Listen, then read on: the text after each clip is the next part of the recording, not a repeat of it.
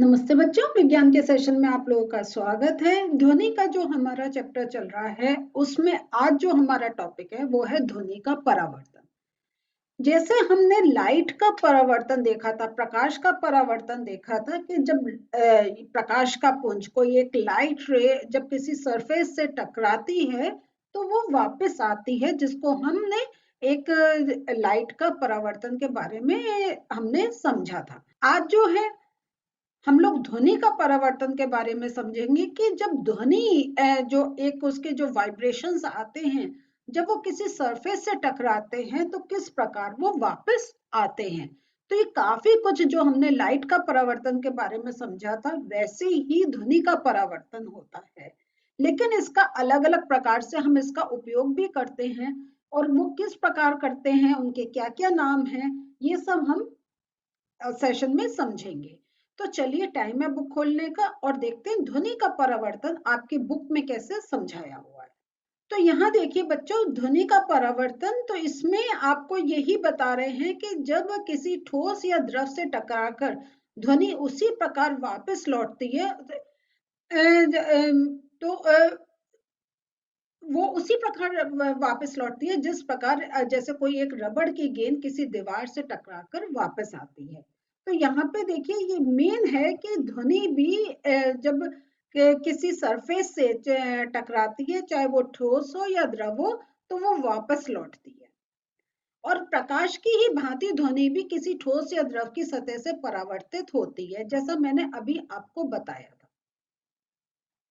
उसके साथ जब हम लाइट के परावर्तन की बात कर रहे हैं, तो आपको याद होगा लाइट का जब हमने प्रकाश का जब हमने परावर्तन के बारे में बात करी थी, तो हमने बताया था आपको कि उसमें कुछ वो नियम होते हैं कि जो एंगल ऑफ इंसिडेंस होता है वो एंगल ऑफ रिफ्लेक्शन के बराबर होता है। Angle I is equal to angle R, ये हम पढ़ चुके हैं।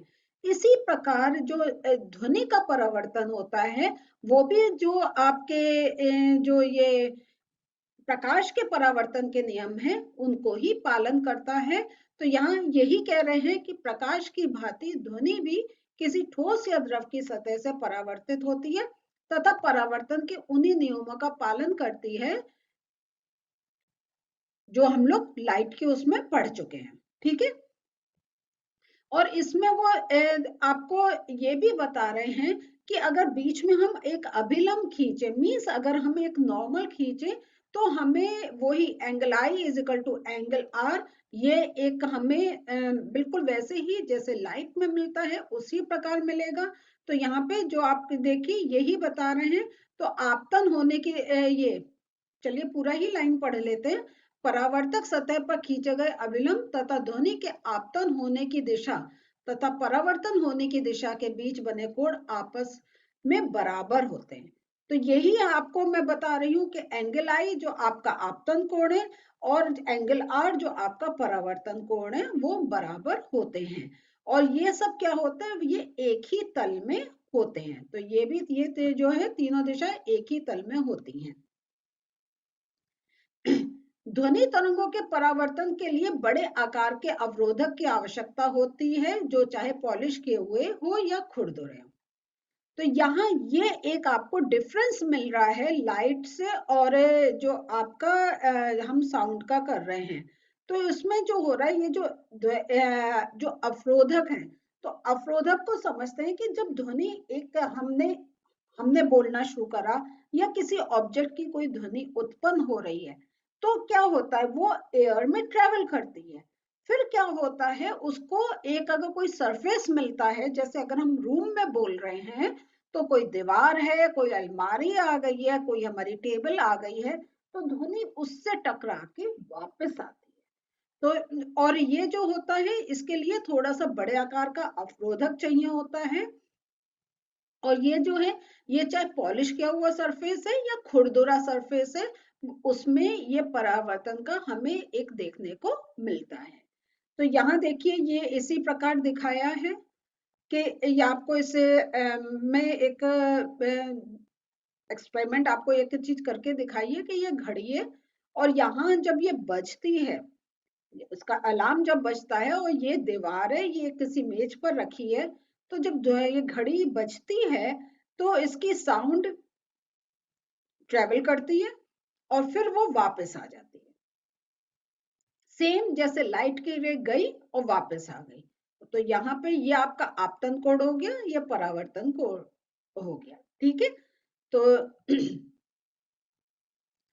इसको और मैं आपको अपने भी एक डायग्राम से अभी जब हम अपना स्लाइड्स खोलते हैं तब आपको दिखाएंगे।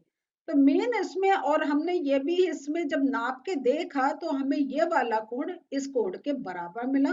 और जैसा हमने लाइट रेस का पढ़ा था वैसे ही ध्वनि में ये तीनों दिशाएं एक ही तल में होती हैं। तो देखिए इनका तल सेम। ठीक है, तो सिंपल अगर आप को लाइट का अगर रूल्स याद हैं कि रिफ्लेक्शन के रूल्स, परावर्तन के रूल क्या हैं, सेम ध्वनि के रहेंगे। आपको कोई ज्यादा कुछ उसमें ध्यान देने का मीन्स एक आपको रटने का नहीं है। अगर आपको वो रूल्स मालूम है तो आप ध्वनि के रूल्स भी आसानी से समझ सकते हैं। अब जब हम ये बात कर रहे हैं कि ध्वनि चलती है, एक किसी सरफेस से टकराती है और वापस आती है, तो उसी कॉन्सेप्ट पे हम बात करेंगे आज प्रतिध्वनि की। तो ये जो होता है किसी उचित परावर्तक वस्तु जैसे किसी इमारत अथवा पहाड़ के निकट यदि आप जोर से चिल्लाएंगे या आप ताली बजाएं, मीन्स आप किसी टाइप की भी एक साउंड क्रिएट करें, तो आपको क्या होता है, वापस आपको अपनी ध्वनि सुनाई देती है, जिसको हम इंग्लिश में एको भी बोलते हैं। या जैसे कोई बिल्कुल खाली हॉल होता है तो उसमें जब आप बोलते हैं तो आपकी आवाज, हम कहते हैं ना, गूंज रही है ना, आपको अपनी आवाज सुनाई दे रही है। तो ये जो होता है कि ये थोड़े समय बाद जो हमें अपनी ध्वनि सुनाई देती है, तो आपको सुनाई देने वाली इस ध्वनि को हम प्रतिध्वनि कहते हैं। तो जो हमने बोला और वापस जब हम चुप हो गए हमें वही साउंड वापस सुनाई दे रही है, इसको हम कहते हैं प्रतिध्वनि। अब इसमें अगर थोड़ा सा हम इसको और डिटेल में समझते हैं तो देखिए, जब हम कोई एक ध्वनि आती है, ये हम लोग पहले के सेशंस में समझ चुके हैं कि जो हमारा जो एयर है उसमें कंप्रेशन और रेरिफेक्शन चलता है। मींस वो एक डेंसिटी आपकी इंक्रीज होती है और डिक्रीज होती है। हमने जो ये पहले कॉन्सेप्ट्स में पढ़ लिया है। तो जब वो हमारे कान में पहुंचती है तो कान में भी हमारे वो क्या होते हैं, वो वाइब्रेशंस क्रिएट होते हैं और वो फिर मस्तिष्क पे जाते हैं। ये डिटेल में हम, ये आपका इस चैप्टर में लास्ट टॉपिक है, वो मैं डिटेल में आपको समझाऊंगी कि कैसे हमारे कान का स्ट्रक्चर है, कैसे हमारे ब्रेन तक जाता है।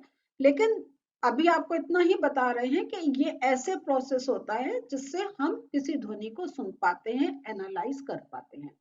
तो उसी चीज को ध्यान में रखते हुए हम ये पॉइंट देखते हैं कि जो हमारा जो ब्रेन है, जो हमारा मस्तिष्क है, वो जो ध्वनि की जो संवेदना है, जो उसके पास एक मैसेज पहुंचता है, वो 0.1 सेकंड तक बनी रहती है। तो वो मीन्स वो थोड़े समय के लिए हमारे एक ब्रेन में एक रिटेन रहती है। तो स्पष्ट प्रतिध्वनि सुनने के लिए मूल ध्वनि तथा परावर्तित ध्वनि के बीच कम से कम 0.1 सेकंड का समय अंतराल होना चाहिए। तो क्योंकि हमारी जो पहले वाली साउंड है वो हमारी बसी हुई है, तो हमारी दूसरा साउंड को ब्रेन एक्सेप्ट नहीं करेगा। तो हमें प्रतिध्वनि सुनने के लिए क्या है, मूल ध्वनि तथा परावर्तित ध्वनि के बीच कम से कम 0.1 सेकंड का समय अंतराल अवश्य होना चाहिए। तो मीन्स ये अभी हम जो इसको समझें कि जब हमारा जिस सरफेस से एक हमारी ध्वनि परावर्तित होकर आ रही है, तो उसको इतना टाइम चाहिए कि वो उतना टाइम वो चले और फिर हम तक वापस आ पाए। क्लियर हुआ? तो ये हमें कम से कम 0.1 सेकंड का समय अंतराल चाहिए होता है कि कम से कम इतने समय बाद, अगर इमीडिएट आएगी तो हम नहीं सुन पाएंगे, हमारा ब्रेन उसको एक्सेप्ट नहीं करेगा। तो 0.1 सेकंड का कम से कम हमारा अंतराल होना चाहिए। तो मीन्स आप ये देखिए, अगर आप अपने कमरे में हैं, है ना, आपका एक छोटा एक इस जितना भी बड़ा एक रूम है, आप उसमें जब बोल रहे हैं, अभी मैं भी यहाँ बैठे आपसे बोल रही हूँ, मैं भी एक रूम में बैठी हूँ, लेकिन मुझे अपनी प्रतिध्वनि नहीं सुनाई दे रही है, क्योंकि 0.1 सेकंड से कम ही वो मेरे पास दीवार से टकरा कर आ रही होगी, तो मेरा ब्रेन उसको एक्सेप्ट नहीं कर पा रहा होगा। लेकिन यही जो हम प्रतिध्वनि हम पहाड़ों पे सुनते हैं, जो दूर दूर पहाड़ होते हैं, यही प्रतिध्वनि हम किसी हॉल में सुनते हैं, तो उनका देखिए आकार बड़ा होता है। तो मीन्स साउंड को ट्रेवल होने में टाइम लगेगा और वापस आने में टाइम लगेगा, तो वो उतना टाइम एनफ होता है किसी प्रतिध्वनि को क्रिएट करने के लिए। तो किसी छोटे रूम में हम अपनी प्रतिध्वनि नहीं सुन सकते हैं, हमें एक बड़ा स्पेस चाहिए होता है जिसमें हम अपनी प्रतिध्वनि सुन सकते हो। तो यदि हम किसी दिए गए ताप, अगर हम एक एग्जाम्पल ले रहे हैं कि 22 डिग्री सी पर ध्वनि की चाल को 344 मीटर पर सेकंड मान लें, तो ध्वनि को अवरोधक तक जाने तथा परावर्तन के पश्चात वापस श्रोता तक 0.1 सेकंड के पश्चात पहुंचना चाहिए। तो यहाँ यही आपको ये एक बताया है कि आपका वो टेम्परेचर भी हो, एक टेम्परेचर का और ध्वनि की चाल को हम जब ये सारा कैलकुलेशन करते हैं, उससे हमें प्रतिध्वनि का एक इफेक्ट पता चलता है। तो इसलिए जो ये पूरा कैलकुलेशन जो करा गया, तो उसमें जो कैलकुलेशन के बाद ये देखा गया कि जो तय की गई जो दूरी है वो कम से कम 34.4 मीटर की होनी चाहिए, तब हमें प्रतिध्वनि सुनाई देगी। ये किस बेसिस पे करा? क्योंकि अगर हम देखें तो एक हमारा जो हम ये जानते हैं डिस्टेंस का जो हमारा फॉर्मूला है ना, तो या अगर हम स्पीड का लें तो speed is equal to distance upon time. तो हम जब उस फॉर्मूले से कैलकुलेट करते हैं तो ये डिस्टेंस ये है, टाइम ये है, तो हमें स्पीड का पता चल रहा है कि ये हमारा कि कितना एक डिस्टेंस होना चाहिए, और जो हमारी ध्वनि की चाल है वो तो एक स्टैंडर्ड है, तो उससे हमने कैलकुलेट करा। क्लियर हुआ? तो इसलिए हम देखते हैं कि स्पष्ट प्रतिध्वनि सुनने के लिए अवरोधक की ध्वनि स्रोत से न्यूनतम दूरी ध्वनि द्वारा तय की गई कुल दूरी की आधी अर्थात 17.2 मीटर अवश्य होनी चाहिए।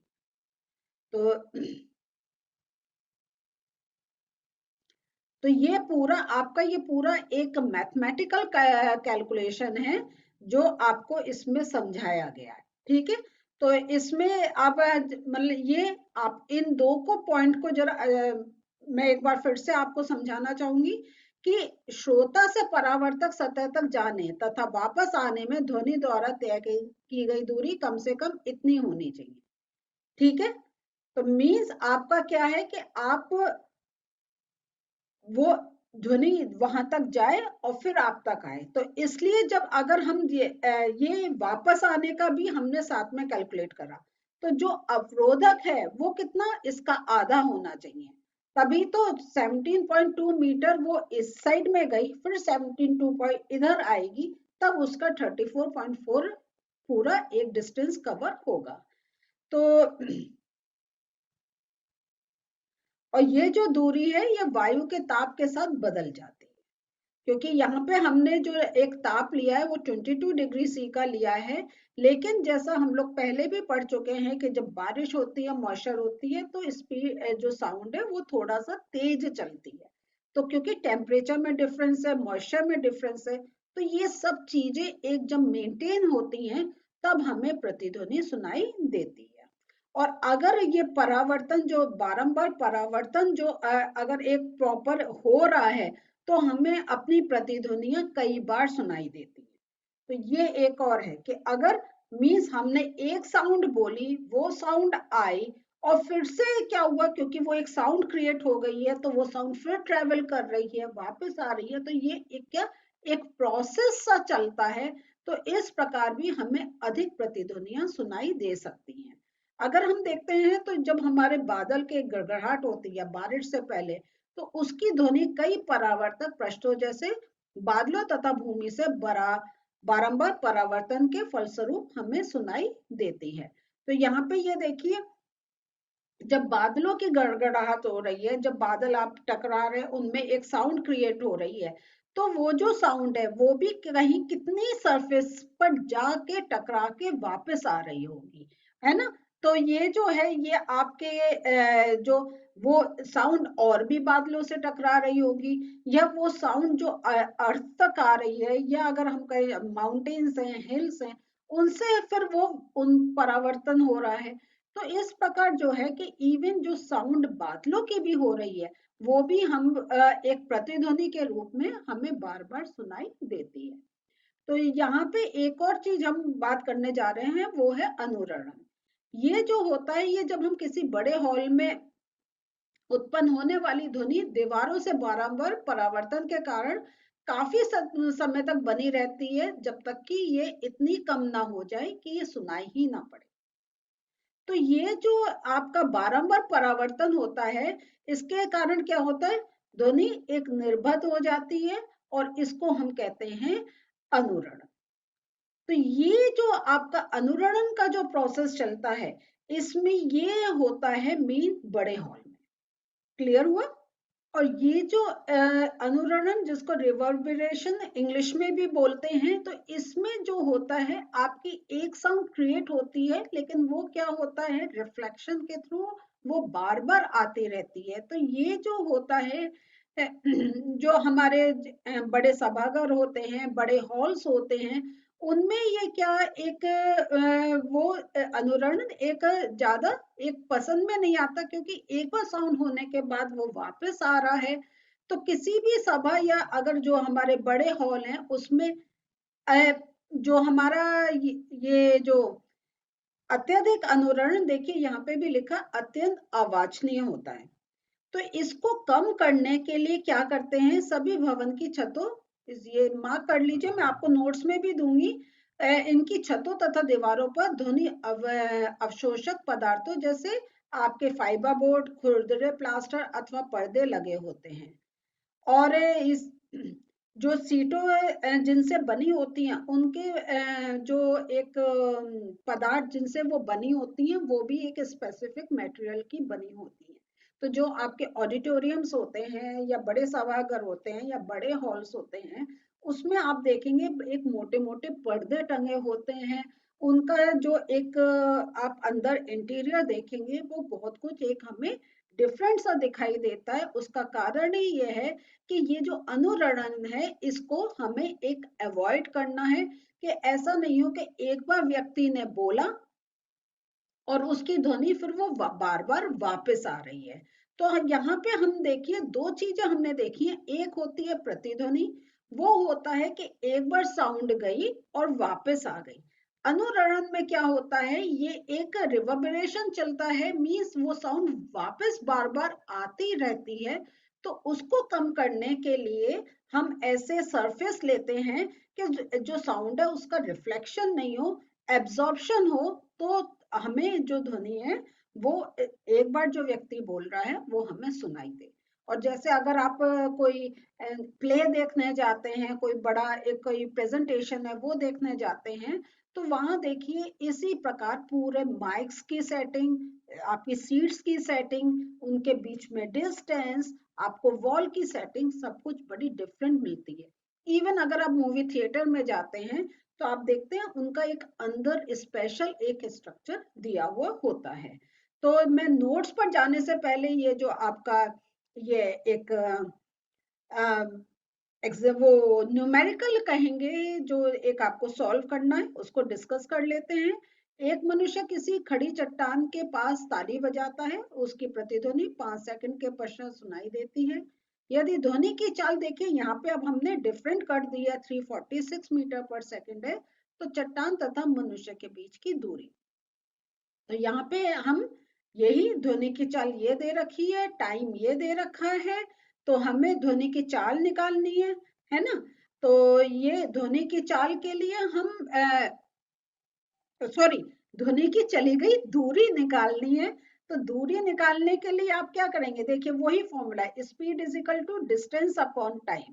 तो distance is equal to speed into time, बस हमने मल्टीप्लाई करा, आंसर आ गया। ठीक है, तो ये आया 1730। अब क्या है, 5 सेकंड में ध्वनि ने चट्टान तथा मनुष्य के बीच की दुगनी दूरी तय की है। तो हमें निकालना है चट्टान और मनुष्य के बीच की दूरी, तो हम इसको आधा कर दें। तो ये जो हमने ये है, यदि ध्वनि की चाल इतनी है और हमने क्या करा है, ये अभी हमने ध्वनि द्वारा तय की गई कुल दूरी को मापा था इसमें।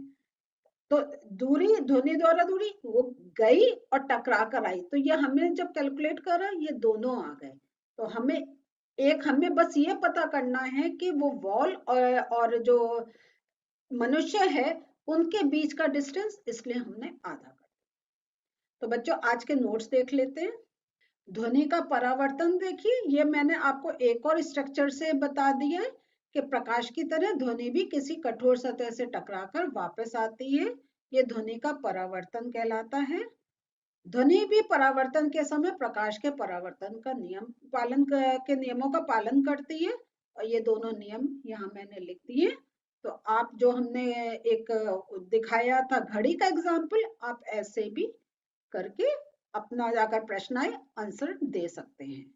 प्रतिध्वनि का ध्वनि तरंग के परावर्तन के कारण ध्वनि के दोहराव पुनः सुनने को प्रतिध्वनि कहते हैं।